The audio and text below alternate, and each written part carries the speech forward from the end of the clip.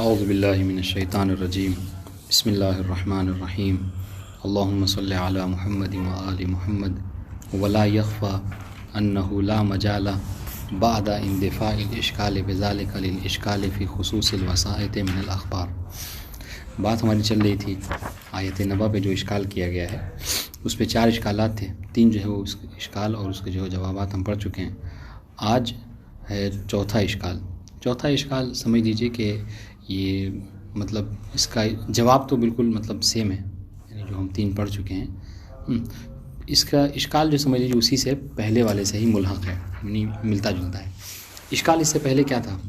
اس سے پہلے انہوں نے کہا کہ اگر آپ آیت نبا کی ہے نا وہ خبر کہ جو واسطے کے ذریعے سے معصوم سے نقل کی گئی ہے نا، وہ اس واسطے پہ تیسرا اشکال تھا کہ اس سے کیا ہو رہا ہے، اس سے اتحاد لازم آ رہا ہے موضوع اور حکم کے درمیان میں، ہے نا۔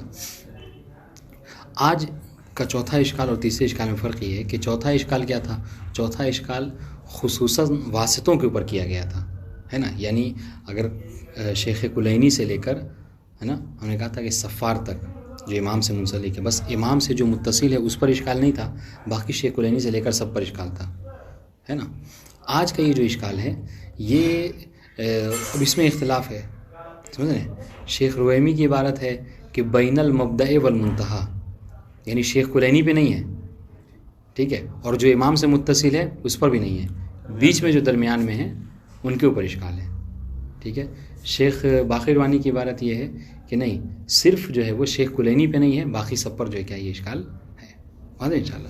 تو بہرحال یہ جو اشکال ہے، بس آپ جو اہم چیز ہے وہ یاد رکھیں کہ پہلے والا جو تیسرا اشکال تھا وہ کیا تھا، وہ شیخ کلینی پر بھی تھا، سمجھ رہے ہیں۔ یہ چوتھا اشکال جو کیا ہے، شیخ کلینی پر جس پہ آپ پڑھ اس پر نہیں ہے۔ اسی وجہ سنیے کیوں نہیں ہے شیخ کلینی پر۔ کہا شیخ کلینی پر اشکال اس لیے نہیں ہوگا کہ چونکہ شیخ کلینی کی روایت جو ہے وہ آپ کے لیے، ہمارے اور آپ کے لیے کیا ہے، بمنزلہ حس ہے، اور ہم نے وہاں پہ پڑھا تھا کہ جو حس ہوتا ہے وہ حجت ہوتا ہے انسان کے لیے۔ اگر ہاں اس میں کلام کر سکتے ہیں کہ کافی شیخ کلینی کی کتاب ہے یا نہیں ہے، لیکن اگر یہ تواتر سے ثابت ہو گیا کہ اس کافی جو ہے وہ شیخ کلینی کی کتاب ہے، واضح انشاءاللہ، تو پھر اگر ہم نے کافی میں یہ کتاب یہ روایت پڑھ لی تو مطلب کیا ہے کہ گویا ویسے ہی جیسے ہمارے سامنے شیخ کلینی جس روایت کو بیان فرما رہے ہیں، واضح انشاءاللہ۔ تو اس لیے شیخ کلینی پہ یہ اشکال تو حتماً نہیں ہے، واضح انشاءاللہ۔ اب سنیے، یہ تو بات اس کی رہی۔ اب اس اشکال کو سمجھنے کے لیے کل جو مقدمہ بیان کیا تھا ہم نے 3-4، اس میں سے ایک مقدمہ نے کہا تھا کہ ایک مقدمہ یاد رکھیے گا، اس مقدمے کی ضرورت پڑے گی آپ کو کب؟ چوتھے اشکال میں۔ وہاں پہ ہم نے کیا کہا تھا؟ ہم نے کہا تھا جس کی ضرورت ہوگی وہ مقدمہ کیا ہے، یہ کہ ہم نے کہا تھا کہ حکم کبھی موجد موضوع نہیں ہو سکتا، یہ کہا تھا نا۔ اب سنیے، تھوڑا سا مقدمہ سن لیجیے کیا کیا کہا تھا۔ ہم نے کہا تھا کہ حکم اور موضوع میں، موضوع اور حکم میں مغایرت ضروری ہے، کیونکہ وہ بمنزل علت و معلول ہیں، علت و معلول کبھی ایک نہیں ہو سکتے، اس لیے چاہیے کہ حکم ہمیشہ جو کیا ہو، موضوع کے بعد ہو، متاخر ہو، جیسے معلول ہمیشہ علت کے بعد ہوتا ہے۔ ایک دوسری بات ہم نے کیا کہا تھا، یہ والی بات جو آج آپ کو فائدہ پہنچائے گی، وہ کیا کہ حکم کبھی موجد موضوع نہیں ہو سکتا، واضح انشاءاللہ۔ آج کے مسئلے میں کیا ہے، آج کے اشکال میں یہی ہو رہا ہے کہ بھائی اگر ہم واسطے کے ذریعے سے، سنیے گا، اگر ہم واسطے کے ذریعے سے کسی روایت کی حجیت کو تسلیم کرتے ہیں تو اس سے یہ لازم آ رہا ہے کہ حکم جو ہے کیا ہے، موجد موضوع قرار پا رہا ہے، اور یہ چیز آپ قبول نہیں کرتے، چنانچہ یہ روایت جو ہم قبول نہیں کریں گے جو واسطے کے ذریعے سے نقل کی جا رہی ہے۔ کیسے؟ سنیے کیسے حکم موجد موضوع ہو رہا ہے۔ ہم نے کل مثال دی تھی کیا کہ یہ واسطے کے ذریعے سے، یہ واسطہ ہم نے کہا تھا، بار بار یاد رکھیے گا، کیا؟ انل کلینی، ٹھیک ہے، علی ابن ابراہیم ان ابی ہے ان ہاشم، ان ابی ابی وہی ہاشم ہے، ان صفار، واضح انشاءاللہ۔ تو کیا کہا تھا، اب سنیے کیسے حکم موجد موضوع۔ ہم نے کہا تھا شیخ کلینی کے اوپر اشکال نہیں ہے، کیوں؟ اس لیے شیخ کلینی پہ تو آپ نے سن لیا، آپ نے کتاب جو ہے کہ اس میں پڑھ لیا۔ مسئلہ کیا ہے کہ اچھا اس پہ کیا تھا، اثر کیا تھا شیخ کلینی کے اس کا خبر کا، کل والی بات، چونکہ ہم نے کہا تھا یہ جو اشکال ہے یہ تھوڑا سا اس سے ملتا جلتا ہے، تو کل والے اشکال بھی پہلے ذہن میں ہونا چاہیے۔ ہم نے کل کیا تھا کہ تصدیق، وہ جو خبر واحد کا مفاد کیا ہے، تصدیق عادل، صدیق عادل یہ حکم تھا، تو یہ اس حکم کے لیے ہم نے کہا تھا 2 چیزوں کا ہونا ضروری ہے، ایک تو خبر شیخ کلینی کا، اور دوسرے کیا تھا، اثر شرعی کا، اور اثر شرعی وہی کیا ہے، تصدیق عادل ہے، تو ہم نے کہا تھا کہ یہ موضوع اور حکم متحد ہو گئے، یہ کل والا تیسرا اشکال۔ چوتھا اشکال کیا ہے کہ حضور اگر ہم یہ آپ کی بات تسلیم کرتے ہیں، تو چلیے شیخ کلینی کی بنسبت تو ہم آپ کی بات کو تسلیم کر لیتے ہیں کیا، کہ شیخ کلینی میں یہ ہے کہ شیخ کلینی کی خبر ہے جو ہم نے پڑھی ان کی کتاب میں، اور ان کی تصدیق کرنی ہے، ٹھیک ہے۔ پھر آپ نے موضوع اور حکم مغایرت پیدا کر دیا تھا طبعی اور غیر اس کے افراد کے حوالے سے۔ آج اشکال یہ ہے کہ شیخ کلینی نے جب ہمیں کسی چیز کی خبر دی، سمجھ رہے ہیں، تو وہ تو ہمارے لیے ثابت ہو گئی، لیکن یہ بتائیں کہ شیخ کلینی جو یہ کہہ رہے ہیں کہ میں نے علی ابن ابراہیم سے سنا، تو ہمارے لیے جو خارج میں موجود ہے وہ تو بس کس کی خبر ہے، کس کی حدیث ہے؟ شیخ کلینی کی۔ علی ابن ابراہیم کی تو خبر ہمارے لیے نہیں موجود ہے، سن رہے ہیں؟ علی ابن ابراہیم کی خبر تو ہمارے، پھر اس کے بعد علی ابن ابراہیم نے کہا کہ میں نے اپنے بابا سے سنا، تو اب اگر علی ابن ابراہیم کی تسلیم کرتے ہیں تو پھر ان کے بابا کی ہم نے نہیں سنی مثلا، تو اب یہاں پر ہم بس علی وہ جو شیخ کلینی سے متصل اسی پہ، ورنہ ہے سب کے اوپر، ٹھیک ہے، لیکن آپ متصل ابھی شیخ کلینی سے رہیے۔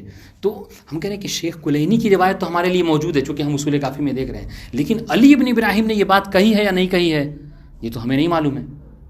اچھا، اگر آپ یہ کہتے ہیں کہ نہیں چونکہ شیخ کلینی نے کہا ہے اس اور وہ عادل ہیں ان کی تصدیق کریں گے، اس کا مطلب کیا ہوا؟ اس کی تصدیق کرنے کا مطلب یہ ہے کہ علی ابن ابراہیم نے بھی یہ بات کہی ہے، تو سنیے، تو پھر کیسے؟ اگر آپ یہ کہہ رہے ہیں چلیے ٹھیک ہے شیخ کلینی چونکہ عادل ہیں اور ہمیں کہا گیا ہے دلیلوں کے ذریعے سے کہ صدق العادل، یہ جو آیت ہم پڑھ رہے ہیں، آیت روایت جو خبر واحد کی حجت پہ دلیلیں ہیں، اس کا مطلب کیا ہے کہ صدق العادل، تو اگر ہم نے تصدیق کی شیخ کلینی کی تو اس سے یہ لازم آ رہا ہے کیا کہ علی ابن ابراہیم جو ہماری موجود نہیں ان کی خبر جو کیا ہو رہی ہے ہمارے لیے متحقق ہو رہی ہے، ٹھیک ہے، خبر متحقق ہو رہی ہے علی ابن ابراہیم کا مطلب کیا ہے؟ اب آپ کہیں گے کہ خبر متحقق ہو گئی، اب آپ اگر آپ نے شیخ کلینی کی تصدیق کی ہے تو اب آپ کے اوپر واجب ہے کیا کریں؟ آپ علی ابن ابراہیم کی بھی تصدیق کریں۔ بس یہی اشکال ہے حضور، سنیے اشکال سنیے کہ یہ کیسے ہو رہا ہے کہ وہ تصدیق عادل کہ جو شیخ کلینی کے لیے تھا وہی تصدیق عادل یعنی حکم وہ کیا ہو رہا ہے؟ موضوع کو وجود بخش رہا ہے، اور وہ موضوع کیا ہے؟ علی ابن ابراہیم کی خبر، چونکہ ہمیں تو نہیں پتا علی ابن ابراہیم نے کہا یا نہیں کہا، ہم نے کب مانا؟ جب شیخ کلینی نے کہا۔ تو یہ جو تصدیق عادل کہ جو شیخ کلینی کی بنسبت ہے، یہی تصدیق عادل کیا ہو رہی ہے؟ موضوع کو متحقق کر رہی ہے، موجد کو متحقق کر رہی ہے، اور وہ کیا ہے؟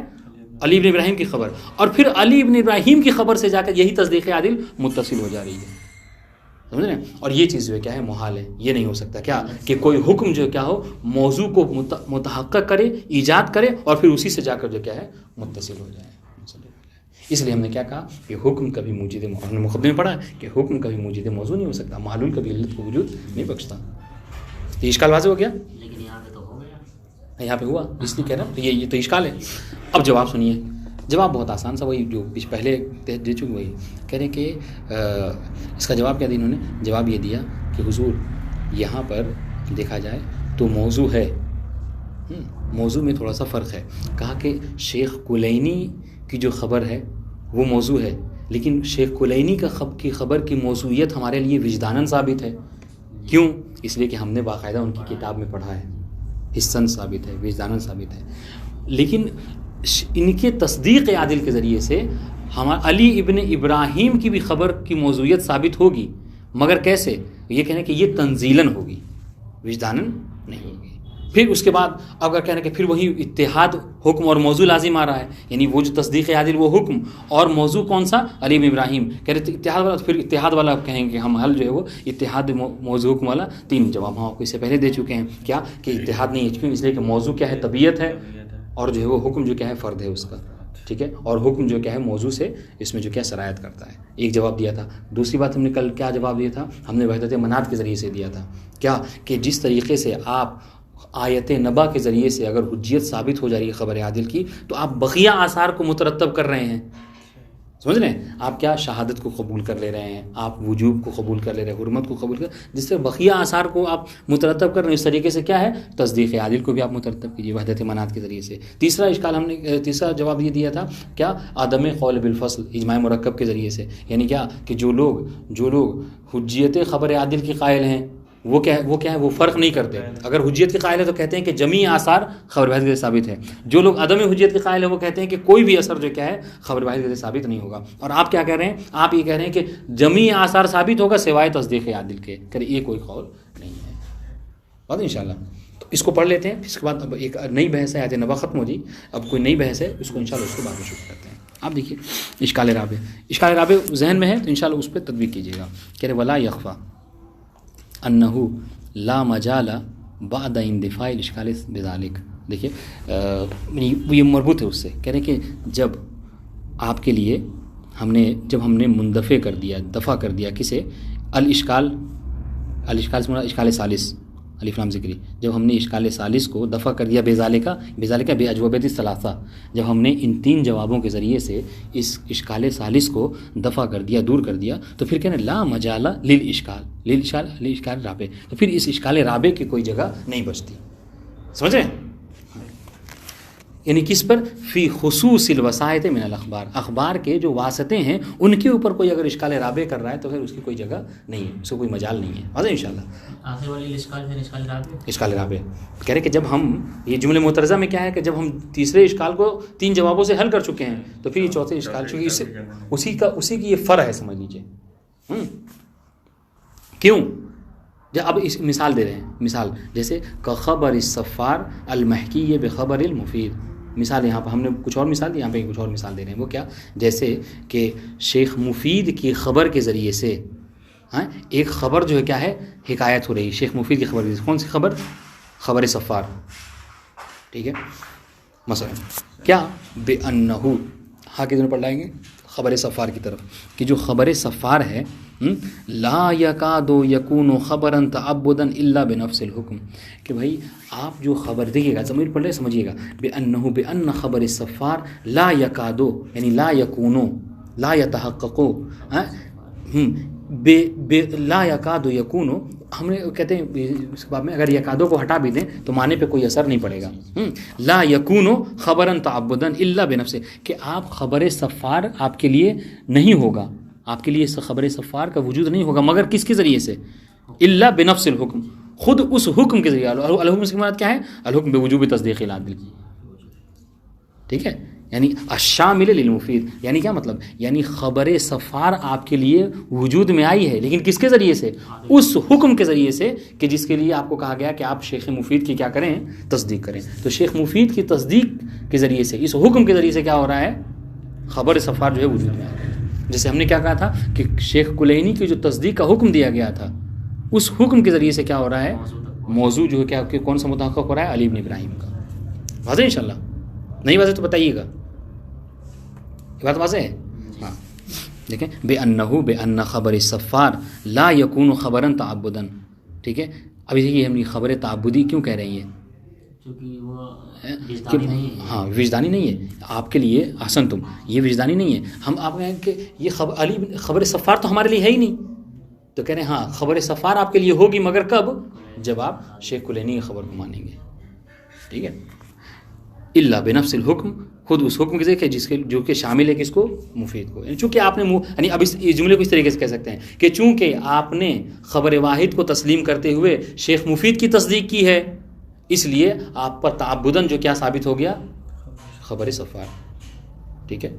اب آپ سنیے، فکیف یکون ھذا الحکم، تو اب کیسے یہ حکم سے مراد کیا ہے؟ یہ حکم وجوب تصدیق عادل، کہ یہ حکم یعنی وجوب تصدیق عادل یہ کیسے ہو سکتا ہے؟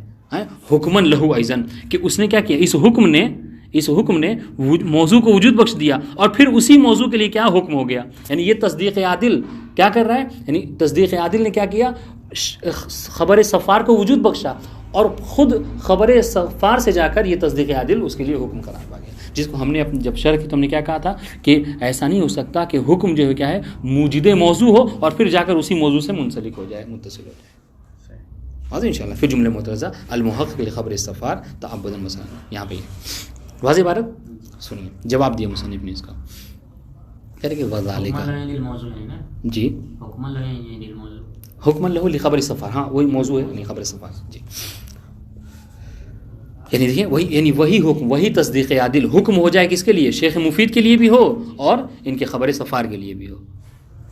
وذالک جواب دے رہے ہیں کہ یہ ہاں ایسا کیسے ہے؟ سنیے، وذالک لأنہ اذا کان خبر العدل ذا اثر شرعی حقیقتا، اور یہ اس لیے ہے کہ چونکہ اب جب کبھی ایسا ہو کیا کہ جب کبھی خبر عدل، یہاں پہ خبر عدل سے مراد خبر صفار، جب کبھی خبر صفار کی کوئی اثر شرعی ہو، ٹھیک ہے، حقیقتاً.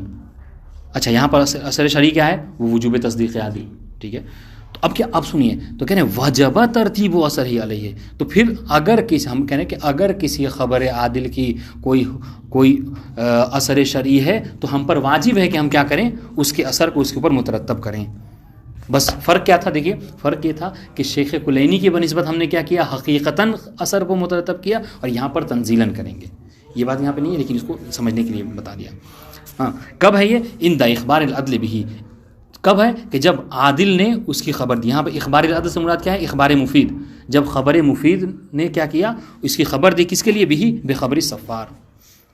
اچھا کہہ رہے کہ آپ سنیے، کہہ رہے کہ ہم یہ کوئی نئی چیز آپ کے لیے نہیں بتا رہے ہیں کہ اگر، سنیے، کہہ رہے اگر خبر صفار کی کوئی اثر شرعی ہے، اور اثر شرعی ہم نے فرض کیا یہاں پر وجوب تصدیق عادل ہے، کہہ رہے کہ اگر خبر صفار کی تصدیق عادل جو ہے اثر شرعی ہے تو آپ اس کو مترتب کریں. کہہ رہے یہ کوئی نئی چیز نہیں ہے. کہ اگر یہ آپ یہ بتائیے، اگر خبر صفار کی ہے نا، یا خبر علی بن ابراہیم کی اگر تصدیق عادل کے علاوہ اور کوئی اثرات ہوتے تو آپ اس کو مترتب کرتے یا نہیں کرتے؟ آپ کہیں گے ہم کرتے، وجوب کو کرتے، حرمت کو کرتے، استحباب کو کرتے. تو جب بقیہ اثرات کو آپ مترتب کر رہے ہیں تو تصدیق عادل کو مترتب کرنے میں کیا حرج ہے؟ یعنی وہ محض اطمینان والی بات. دیکھیں کسائر ذوات الاثار من الموضوعات، جس طریقے سے موضوعات کے بقیہ اثرات مترتب ہوتے ہیں اس طریقے سے موضوع کا تصدیق عادل کے اثر میں جو کی شکل میں جو اثر شرعی وہ بھی مترتب ہوگا. اب اس کی دلیل کیا ہے؟ اب اگر کوئی یہاں پہ اشکال کرے کہ اگر ایسا کریں گے تو کیا ہوگا، وحدت لازم آ جائے حکم اور موضوع میں. کہہ رہے اس کا بھی جواب ہم نے آپ کو دے رکھا ہے تینوں. یا لما عرفت من شمولی، پہلا جواب نہیں، پہلا جواب تیسرے اشکال کا بھائی دہرا رہے ہیں. لما عرفت من شمول مثل الایا للخبر الحاکی للخبر بنحو القضیۃ الطبیعیہ. جب آپ اس بات کو جان چکے ہیں کہ یہ آیہ کریمہ شامل ہے کس کو؟ اس خبر حاکی کو. خبر حاکی سے مراد خبر مفید نے خبر دی ہے کس کو؟ للخبر سے مراد یہاں پہ کیا؟ خبر صفار. یعنی خبر حاکی، خبر مفید نے کیا ہے، خبر دی ہے کس کی؟ صفار کی. کس حوالے سے؟ کہہ رہے بنحو القضیۃ الطبیعیہ. یعنی کیا؟ یعنی یہاں پر خبر مفید کیا ہے؟ بنحو قضیہ طبیعیہ ہے، اور اس کی ایک فرض ہو جائے گی کیا؟ یہ خبر صفار. ایک جہت.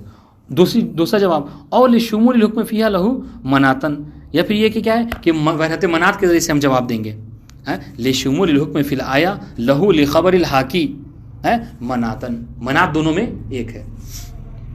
وَإِن لَمْ يَشْمَلُهُ لَفْظًا، گرچہ لفظاً اس کو کیا ہے ذکر نہیں کیا گیا ہے. یعنی تصدیق عادل کو لفظاً یہاں پر ذکر، جیسے وہاں پر تھا، وہاں پر کیا تھا، چونکہ اتحاد لازم آ رہا ہے اس لیے وہاں پر کیا ہے وجوب تصدیق کو ذکر نہیں کیا تھا. ورنہ حقیقتاً کیا ہے اثر شرعی جس طریقے بقیہ اثرات ہیں یہاں پر بھی اثرات ہیں. تیسرا جواب اور لعدم القول بالفصل، کہ یہاں پر کوئی قول بالفصل نہیں، یعنی اجماع مرکب ہے. یعنی کیا؟ یعنی اگر کوئی یہ کہتا ہے کہ خبر واحد حجت ہے تو وہ اثرات میں فرق نہیں کرتا، ٹھیک ہے. اور کوئی یہ کہتا ہے کہ خبر واحد حجت نہیں ہے تو کیا وہ کہتا ہے کہ حجت نہیں تو مطلب وہ سارے تمام کے تمام اثرات جو ہیں مترتب نہیں ہوں گے. فتح عمل چاہیے. بہرحال مطلب دقیق ہے انشاءاللہ، قابل غور ہے. تو یہاں پر یہ بات ختم ہو گئی کس کی؟ آیت نبا کے حوالے سے. اگر خلاصے مطلب یہ بیان کیا جائے آیت نبا میں، تو آیت نبا میں مصنف نے استدلال کیا کس کے ذریعے سے؟ مفہوم شرط کے ذریعے سے. پھر اس کے بعد جو ہے وہ 4 اشکال کیا، 4 اشکال کو اس کا جواب دیا مصنف نے. ہاں ایک بات یہاں پر یہ تعلیقہ جو ہے وہ شارحین لگاتے ہیں کہ مصنف نے، اگر آیت امر یہ دیکھا جائے تو مصنف نے آیت نبا کے ذریعے سے حجیت خبر واحد پر جو استدلال کیا اس کو قبول کیا نہیں کیا؟ آپ جواب میں دیں گے جی ہاں کر لیا ہے، یعنی استدلال قبول کر لیا انہوں نے مفہوم شرط. ہاں اشکال اس پر یہ آتا ہے 2 جہت سے مصنف پر کہ بھائی آپ خبر واحد کی حجیت کے اوپر آپ جو ہیں آیت نبا سے مفہوم شرط کے ذریعے سے استدلال کر رہے ہیں، جبکہ آپ مباحث الفاظ میں یہ کہہ چکے ہیں کہ شرط جو حجت نہیں ہے. تو اس کے لیے 2 توجیہ جو ہے علماء پیش کرتے ہیں. پہلی توجیہ ہے کہ یا تو یہ ہو سکتا ہے کہ ان کا نظریہ جو ہے کیا بدل گیا ہو، سمجھ رہے ہیں، یہاں پہ آنے کے بعد ان کا نظریہ جو ہے کیا ہو بدل گیا. یعنی کیا؟ یعنی مفہوم شرط جب علیکم السلام جب مباحث الفاظ لکھ رہے تھے تو وہاں پر یہ تھا کہ شرط حجت نہیں ہے، یہاں پر یہ ہو گیا کہ شرط حجت ہے. ایک بات، ایک توجیہ. دوسری توجیہ کیا ہے جو کہ زیادہ انسب ہے، وہ یہ کہ مصنف یہاں پر کلام کیا کر رہے ہیں، اپنے مبنا کے مطابق نہیں کر رہے ہیں، مبنائے مشہور کے مطابق کر رہے ہیں. اب مبنائے مشہور پہ کیا ہے؟ وہ مفہوم شرط جو حجت ہے. واضح انشاءاللہ. اگر یہ شاید میں انہوں نے جو ہے شرط تو نہیں مانا ہے لیکن مفہوم حصر کے ذریعے سے جو ہے قبول کی ہے یا پھر مفہوم بس نہیں، حسر نہیں ہے. مطلب اسی کیا نام ہے، جب فاسق آئے تبھی آپ کو تبین کرنا ہے. اب فاسق کے علاوہ کوئی بھی ہے تو آپ تو ہماری بات کی تائید کر رہے ہیں، یعنی گویا کہ قبول کیا، یعنی استدلال کیا انہوں نے جی شرط کے ذریعے سے. شرط کے ذریعے سے نہیں ہوگا، یہاں پہ اسی وقت جو ہے حجت ہوگا جب آپ اس کو حسر مانیں، یعنی سوائے جو ہے کیا نام ہے اس کے فاسق کے، یعنی یہ حسر لگا رہے ہیں جب یہ اختلافی بات ہے. شاید آپ اس درس میں نہیں تھے کہ مفہوم حسر کی بات ہے بھی کہ نہیں ہے. بعض شارحین یہ کہتے ہیں کہ وہ جو انما والی بات ہے، وہ ہم نے کیا کہا تھا، نہیں ہم نے کہا تھا کہ وہ انما والی بات ہو. بھائی شرط سب سے زیادہ جو کیا ہے وہ ہے، ورنہ بقیہ مفاہیم تو اس سے اضف ہیں شرط سے. تو جب شرط ہی دلالت نہیں تو پھر مفہوم وصف اور حسر کیسے کریں گے؟ بات واضح ہے. تو ہم نے کیا کہا تھا کہ مفہوم حسر کی جو انما والی بات ہے، دوسری والی بات، اس میں کہا تھا کہ اس میں اختلاف ہے. بعض شارحین یہ کہتے ہیں کہ یہ مفہوم حسر کی بات نہیں ہے، بلکہ کیا ہے، یہ مفہوم شرط ہی ہے. لیکن شرط میں جو کہتے ہیں علت منحصرہ ہونا، اس کو ذکر کر رہے ہیں. یہ سمجھ رہے ہیں؟ آیت نفر پڑھیں. سنیے، بسم اللہ الرحمن الرحیم. کہہ رہے حجیت خبر واحد کے اوپر استدلال کیا ہے کہ دوسری آیت تھی. وہ کیا؟ وہ کہ پروردگار کی یہ قول کہ فلولا نفر من کل فرقۃ منهم طائفۃ لیتفقهوا فی الدین ولینذروا قومهم اذا رجعوا الیہم لعلهم یحذرون. ٹھیک ہے، اس آیہ کریمہ سے استدلال کیا گیا ہے حجیت خبر واحد کے اوپر. کیسے استدلال کیا گیا؟ تین وجوہات سے استدلال کیا گیا ہے. سب سے پہلی بات جو یہاں پر یہ ذکر کیا، دیکھیں آیہ کریمہ میں گرچہ یہاں پہ یہ آیت پوری لکھنی چاہیے تھی، لعلہم یحذرون، کہ استدلال اس سے کیا گیا لعلہم یحذرون. لعل کیا ہے؟ انا کا انا لیتا لیکن لعل، ٹھیک ہے، حرف ترجی، ٹھیک ہے، حرف ترجی. اب وہاں پہ یہ ہے اختلاف ہے مشہور میں اور خود مصنف میں. اس میں جب بحث کی ہے عوامر کے بحث میں، وہاں پہ اختلاف ہے مصنف اور مبنی مشہور میں. مشہور یہ کہتے ہیں کہ یہ جو الفاظ ہیں یعنی حروف ہیں جو تمنی اور ترجی ان سب کے لیے استعمال ہوتے ہیں، مشہور یہ کہتے ہیں کہ یہ سب وضع کیے گئے ہیں کس کے لیے؟ طلب کے لیے، طلب انشاء کے لیے. ٹھیک ہے، اور ان سے ہٹ کر جو بقیہ معنی میں استعمال ہوتے ہیں وہ کس کے لیے؟ کہا وہ مجازن ہوں گے. جیسے مثال یہیں پہ لے لیجیے آپ، لعلہم یحذرون. ٹھیک ہے، لعل یہ وضع مشہور کی مبنی کی بنسبت لعل کو وضع کیا گیا اسے طلب انشائی کے لیے.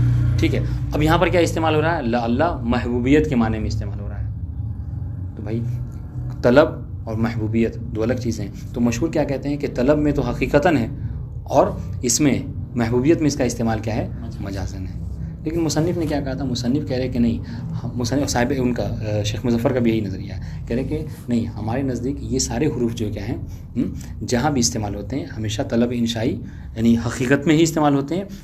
ہاں اگر ان سے ہٹ کر کس چیز میں استعمال ہو، یہاں پہ محبوبیت کے معنی ہو رہا، تو وہ کیا ہے؟ وہ مجازن نہیں ہے، وہ حقیقتاً ہے. بٹ یہ کیا ہے؟ یہ دوائی اس کے مختلف ہیں، غرض مختلف ہیں، محرک مختلف ہیں. سمجھ رہے ہیں؟ ورنہ یہ ہمیشہ حقیقتاً ہی استعمال ہوتے ہیں. یہ فرق تھا. اب یہاں پر دیکھیے کیا مسئلہ ہے کہ آیت کیا بیان فرما رہی ہے.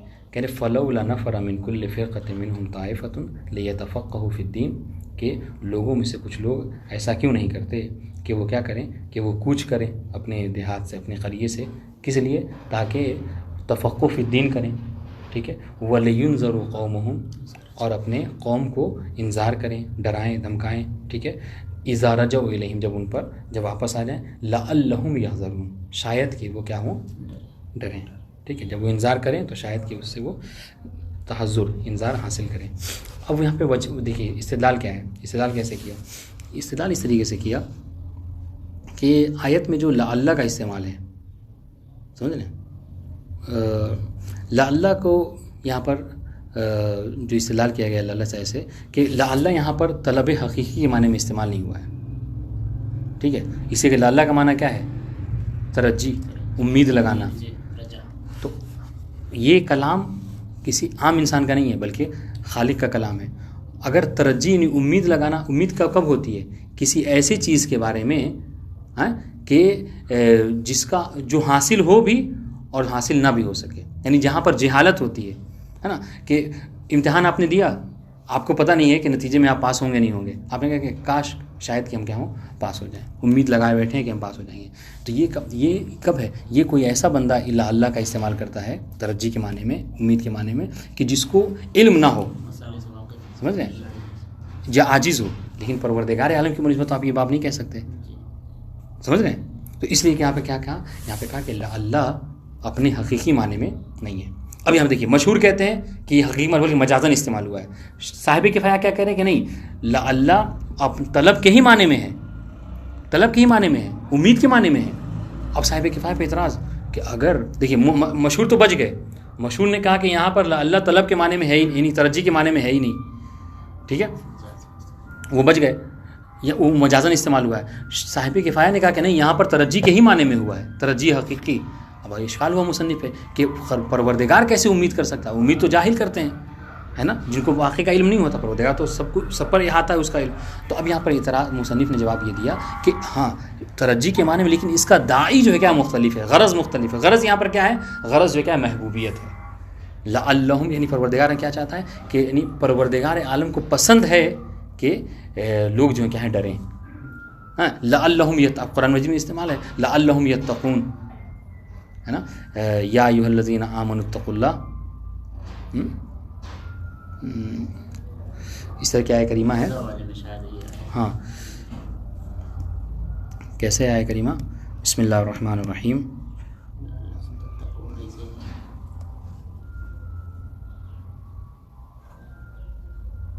ہاں بسم اللہ الرحمن الرحیم. کتب علیکم الصیام کما کتب علی الذین من قبلکم لعلکم تتقون. تو دیکھیں جہاں بھی قرآن مجید میں اللہ کا استعمال ہوا ہے، اللہ کا، اس کا مطلب کیا ہے؟ اللہ مطلب پروردگار عالم یہ پسند کرتا ہے کہ کیا ہو کہ آپ جو کیا کریں متقی بن جائیں.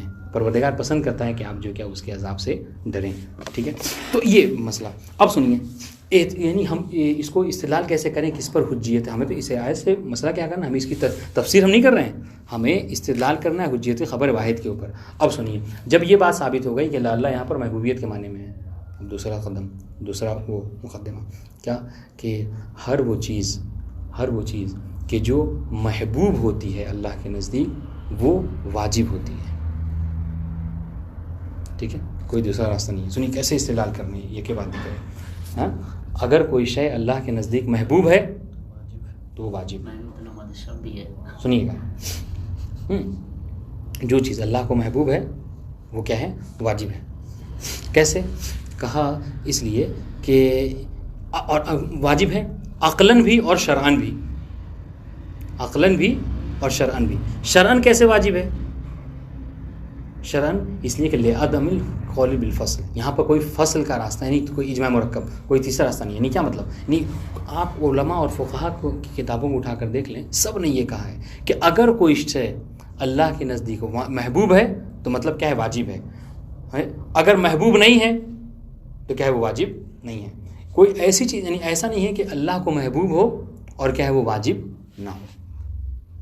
سمجھ لیں؟ تو اس لیے اس سے استدلال کیا ہے انہوں نے کیا کہ یعنی شرعاً جو یہ کہا جائے لعلہم یحذرون، حذر کرنا کیا ہے؟ یہ واجب ہے. عدم فصل سمجھ نہیں ہے یہاں پہ کیا مراد ہے؟ جیسے عدم فصل اجماع مرکب یہی ہے. یعنی فقہا یہ کہتے ہیں کہ اگر کسی شے کے حسن ہونا ثابت ہو گیا اللہ کے نزدیک تو وہ واجب ہے. ٹھیک ہے، اگر کسی شے کا حسن نہ ہونا ثابت ہے تو وہ واجب نہیں ہے. کوئی تیسرا نظریہ یہاں پر نہیں ہے کہ کوئی شے اللہ کے نزدیک محبوب بھی ہو اور کیا ہے واجب بھی نہ ہو. یہ عدم قول بالفصل. ٹھیک ہے، تو یہ شرعاً، تو ہم کا دلیل کیا دے رہے ہیں کہ شرعاً کیوں واجب ہے. دوسری بات کہا عقلاً بھی اگر کوئی شے محبوب ہو اللہ کے نزدیک تو وہ کیا ہے؟ واجب ہے. کہا کیسے؟ کہا اس کے لیے دلیل دی انہوں نے کہ چونکہ یہاں پر مقتضی موجود ہے واجب ہونے کے اور معنی جو ہے کیا مفقود ہے.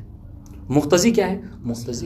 مقتضی یہ ہے کہ احتمال عقوبت، احتمال عقاب اخروی کہ کیا یعنی اگر کوئی شے اللہ کے نزدیک محبوب ہے، ٹھیک ہے، اور اگر ہم اسے ترک کر رہے ہیں تو احتمال ہے کہ ہم کیا ہیں عذاب پروردگار کے شکار ہو جائیں. تو اب اس عذاب کو اور دفع ضرر کیا ہے؟ یہ قاعدہ وہ دفع ضرر ہے واجب عقلاً، عقل کہتی ہے. اگر آپ کو یہ پتہ چل جائے کہ مثلا اس کمرے میں ایک سانپ ہے تو آپ جو کیا ہے اس کے قریب بھی جو ہو نہیں بھٹکیں گے.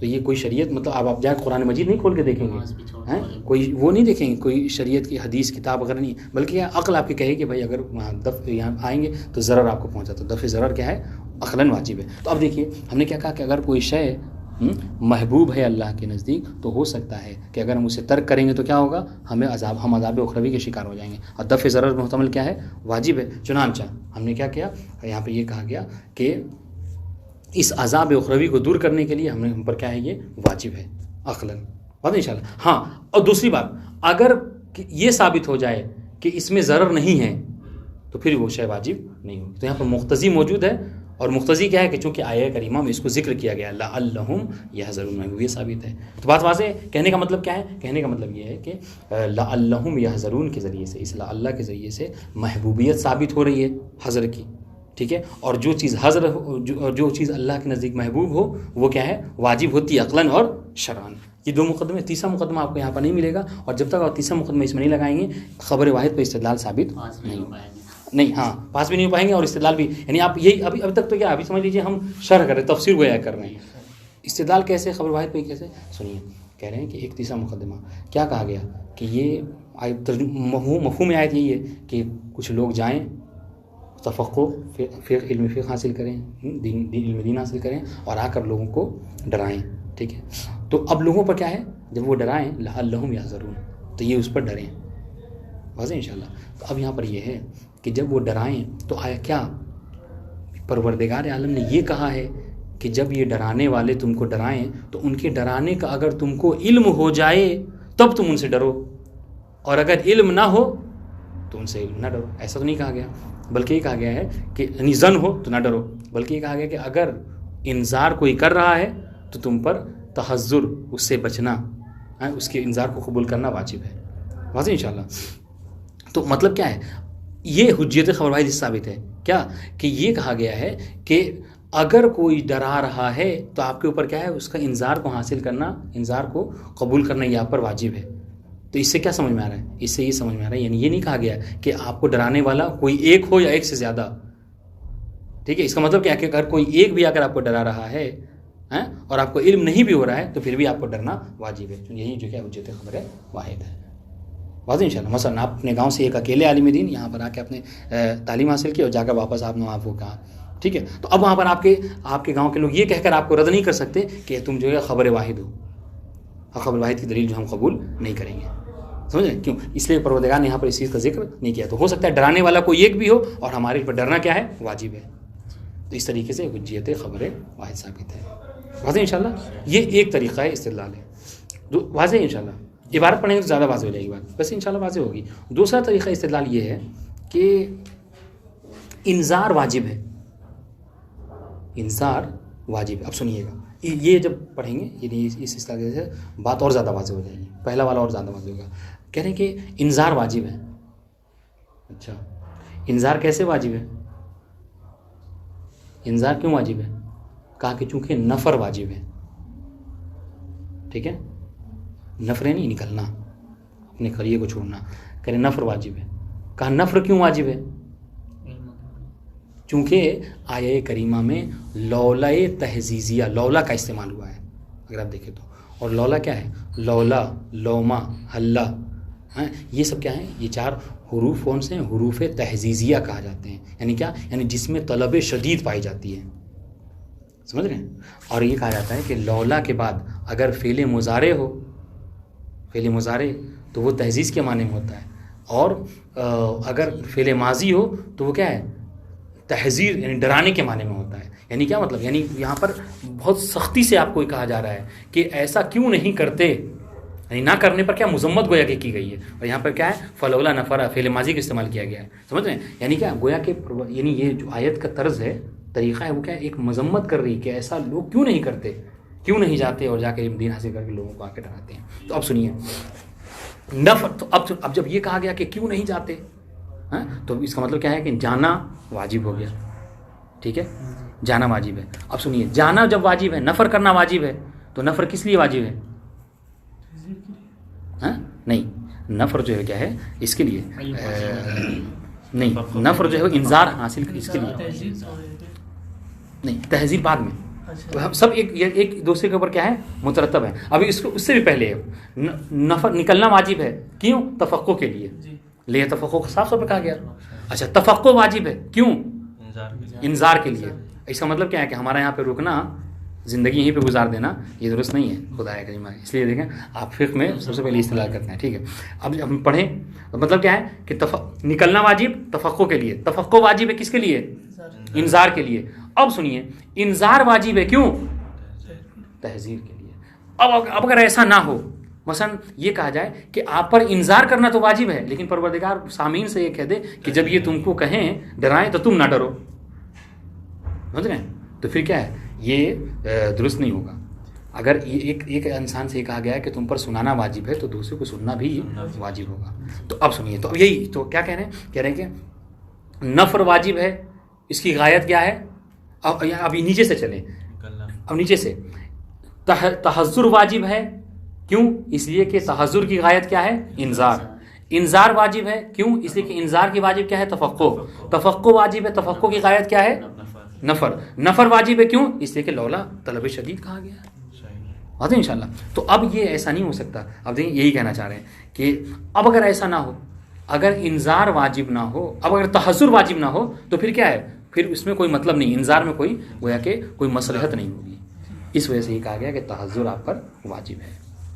اور انشاءاللہ چنانچہ اب اگر کوئی خبر واحد آ رہا ہے اور آنے کا آپ کو ڈرا ہے تو آپ پر ضرور. اب یہاں پر یہ قید نہیں لگائی گئی ہے کہ ڈرانے والا اگر خبر متواتر ہی کی شکل میں آئے تو تواتر تب آپ کو ڈرنا واجب ہے. نہیں، اس کی قید نہیں لگائی گئی ہے. سب ڈرا رہے ہیں آج کل. سنیں ایک بات، تیسرا مسئلہ یہ بھی پہلے والے سے ملتا جلتا ہے. وہ کیا کہ تحذر جو ہے کیا ہے؟ غایت ہے کس کی؟ انذار کی. ٹھیک ہے. اور ایک قاعدہ ہے ہم نے، یہ ایک کبرا، ایک صغرا، ایک کبرا ہے. بس وہی بات ہے جو پہلے پڑھ چکے ہیں. کیا کہ تحذر صغرا، تحذر غایت للانذار. ٹھیک ہے. وغایت الواجب واجب. چنانچہ ہم یہ کہیں گے تحذر واجب. واضح؟ غایت الواجب واجب. غایت واجب یہ کلی ہے، کبرا ہے کہ واجب کی غایت جو کیا ہے؟ واجب ہوتی ہے. چنانچہ ہم کہیں گے تحذر واجب ہے. تو اس وجہ سے یہ اس سے کیا ہو گیا؟ خبر واحد کا وجوب ثابت ہو گیا کہ حجیت قواعد وجہ. کیا مطلب؟ یعنی یہ کہ اگر کوئی انذار، کوئی منذر آ رہا ہے اور آپ کو ڈرا رہا ہے عذاب الہی سے، تو آپ پر اس کو قبول کرنا واجب ہے. کیوں؟ اس لیے کہ وہاں پر علم کی قید نہیں لگائی گئی ہے کہ جب انذار کرنے والا علم کی شکل میں آئے تو جو کیا ہے آپ اس کو قبول کریں. البتہ یہ سارے اس کو استدلال کو مصنف جو ہے اشکال کریں گے، رد کریں گے، لیکن فی الحال جو ہم یہیں پہ اکتفا کرتے ہیں. اب سنیے، بہت آسان ہے یہ تو ہم یہاں تک تطبیق کر چکے ہیں، بہت جلدی سے کر لیں گے. اگر مطلب آپ کے ذہن میں ہے تو انشاءاللہ بات بہت آسانی سمجھیں گے. یہ آیہ کریمہ ہے فلولا نفر، اس آیہ کریمہ کو حفظ کر لیجئے گا اگر نہیں حفظ ہو. ٹھیک ہے، چونکہ اس سے حفظ کریں گے تبھی جو اس کو لکھ پائیں گے. وربما یستدل بها من وجوہ بالآیہ کریمہ، یعنی آیت نفر سے استدلال کیا گیا ہے 3 وجوہات سے. ایک ان کلمۃ لعل، ٹھیک ہے، وَإِن كانت، سنیے گا، دیکھیے جتنی باتیں ہم نے کہی ہیں ہر عبارت آپ کو اس بات کی یاد دلائے گی. ان کلمۃ لعل وَإِن كانت مستعملۃ علی التحقیق فی معناها. یہ اشارہ ہے کس بات کی طرف؟ مصنف نے اختلاف پر اور اپنے مبنا پر وہ کر دیا، اشارہ کر دیا کہ ہمارے اعتبار سے الگ تحقیق، یعنی ہم نے جو اختیار کیا ہے، حق ہمارے نزدیک کیا ہے کہ کلمہ لا اللہ یہاں پر استعمال ہوا کس میں معنی میں؟ اپنے معنی میں، اپنا معنی. اور اس کا کلمہ لا اللہ کا معنی کیا ہے؟ وہی امید، ترجیح. ٹھیک ہے. لیکن مشہور کیا کہتے ہیں کہ نہیں، یہ اپنے معنی میں نہیں ہے، مشہور کے نزدیک یہ طلب کے معنی میں ہے. ٹھیک ہے. اور یہاں انذار میں، اس میں ترجیح میں کیا ہے؟ مجازن استعمال ہوا. لیکن مصنف کیا کریں گے؟ نہیں، حقیقتاً استعمال ہوا. واضح انشاءاللہ اس بات کا اشارہ. اب سنیے، خود بات بتا رہے ہیں، وہ ہوا ترجی الایقائی الانشائی. تو مصنف کے نزدیک لا اللہ ترجی ایقائی انشائی میں علی نحو الحقیقہ علی نحو المجاز نہیں، علی نحو المجاز ادھر مشہور ہے. واضح بات، یہ بات. اب سنیے، مگر کہہ رہے کیا؟ اب یہاں پہ اب دیکھیے اللہ سے کیا کہہ رہے ہیں؟ وہ جواب اس پر اشکال کیا مصنف پہ؟ بھائی اگر آپ لا اللہ کو یہاں پر کہیں کہ حقیقی ہے تو اس سے تو جہل لازم آ رہا ہے. جو جاہل ہوتا ہے وہ کہتا ہے کہ شاید میرا یہ کام ہو جاتا ہے نا، میں امید کرتا ہوں کہ ہو جاتا، پاس ہو جاتا. تو آپ کیونکہ اس کے رزلٹ کا علم نہیں، اس لیے وہ امید کر رہا ہے، تو آپ کو اس کا جواب دے رہے ہیں. مگر کیا ہے کہ حقیقتاً وہ ترجی میں ہے، مگر اس کا داعی کیا ہے؟ مختلف ہے، غرض مختلف. الا ان الداعی الیہ الی ترجی حیث یستحیل فی حقہ، مگر یہ کہ چونکہ ترجی اللہ کے حق میں کیا ہے؟ محال ہے کہ پروردگار امید کرے. امید سے جہل لازم آتا ہے. ہاں تو کیا کہیں گے ان یکون ہوا ترجیح حقیقی, تو اب یہاں بھی الا ان الداعی الیہ کان ہوا محبوبیت التحذر عند الانذار. ٹھیک ہے, کہ جب کوئی آپ کو انذار کرے تو آپ پر اس انذار کا حاصل کر لینا, حذر کر لینا, ڈر جانا, وہ کیا ہے, یہ واجب ہے. واضح انشاءاللہ. ہاں جی جی واضح. اب سنیے, وَإِذَا ثَبَتَ محبوبیت الحذر ثبت وجوب الحذر شرعاً. اب دیکھیے وہ بات آ گئی, ہم نے کہا کیا, اب جب اگر حذر کی, تحذر کی محبوبیت جو کیا ہے ثابت ہو گئی. اب ہم آپ سے سوال کر رہے ہیں, دیکھیں آپ لوگ متوجہ ہیں کہ نہیں. ٹھیک ہے, یہ کہہ رہے ہیں کیا کہ محبوبیت ثابت ہو گئی کس کی, حذر کی. ہم سوال کریں کہ حذر کی محبوبیت کہاں ثابت ہوئی؟ جواب یہ کہہ رہے ہیں کہ حذر کی محبوبیت ثابت ہو گئی. سوال کہاں محبوبیت حذر ثابت ہوئی؟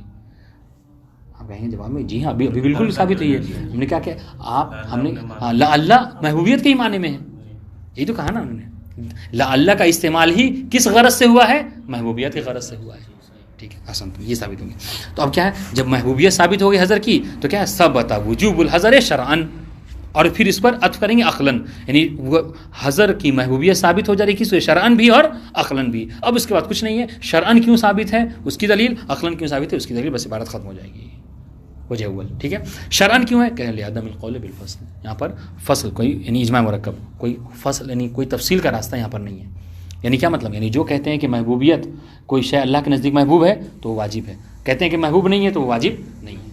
ٹھیک ہے, اچھا عقلاً کیوں ہے, یہ والی ہم نے کہا تھا کہ مقتضی موجود ہے اور معنی جو کیا ہے مفقود ہے. مقتضی کیا ہے, مقتضی عذاب پروردگار کے ہم شکار ہو جائیں گے اگر ہم اس کے اگر کسی چیز کو ہم نے اس احتمال میں کہ اگر پروردگار کو کوئی شے محبوب ہے اور ہم نے اس کو ترک کر دیا تو احتمال ہے کہ ہم کیا کریں, ہم عذاب اخروی کے شکار ہو جائیں. ٹھیک ہے, عقلاً کیوں واجب ہے, یہ لے وجوبی کی دلیل کس کی دلیل ہے, یہ لے عدم الفصل دلیل ہے کس کی, ہاں شرعاً وجوب حذر کی دلیل. ٹھیک ہے, نہیں شرعاً محبوبیت حذر کی دلیل, اور عقلاً محبوبیت حذر کی دلیل کیا ہے, یہ لے وجوب التحذر مع وجود ما